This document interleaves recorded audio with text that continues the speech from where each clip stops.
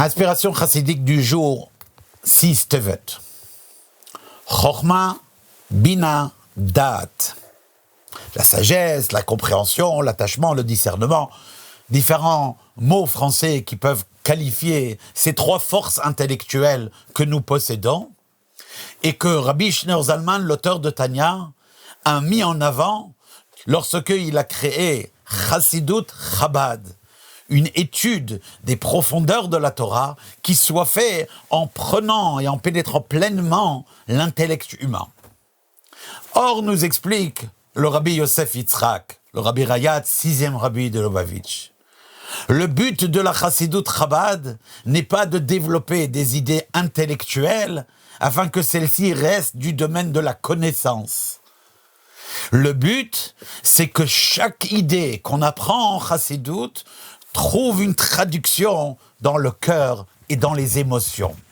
C'est ainsi que lorsqu'une personne, elle va étudier la grandeur de Dieu qui se manifeste à travers la création, tel que Dieu remplit les mondes spirituels de Bria, Yetzira, Asiya, commençant même depuis le monde de Hatzilut, et ensuite dans les mondes, dans l'univers physique, tel que Dieu a mis en existence et anime chaque élément de ce monde, de la plus petite brindille d'herbe jusqu'au la plus grande objet céleste qui peut exister dans l'univers. Tout cela existe par une parole divine qui l'anime, qui le fait vivre de l'intérieur. Lorsqu'une personne, elle va étudier cela et réellement comprendre et s'attacher avec cette idée intellectuellement, ça va faire naître dans son cœur une envie énorme de s'approcher de ce Dieu créateur de toutes choses, d'un amour.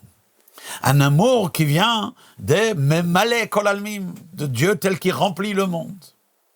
Il y a aussi le fait de réfléchir à l'essence même de Dieu, ou tel que Dieu enveloppe les mondes, c'est-à-dire tel qu'il est au-delà de tous les éléments de la création et même de l'enchaînement des mondes spirituels qui mènent à la création. Tel que Dieu, il n'est pas défini par cela. Il enveloppe tout cela du plus grand jusqu'au plus petit au même niveau par rapport à sa grandeur.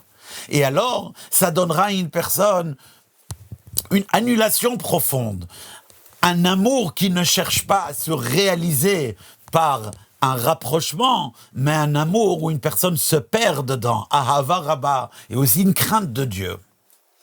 Car en effet, dit le Rabbi Rayat, quel que soit le sujet qu'on étudie, il faut toujours l'amener à le traduire dans la naissance d'une émotion. C'est en cela le sens du verset « Da et Elokei avicha » connais le Dieu de ton père, « ve'avdeu belevav shalem » et serre-le, c'est-à-dire et que cette connaissance se traduise dans le service de Dieu, belev shalem avec un cœur entier, avec toutes les émotions qui s'y trouvent. Kol Tov.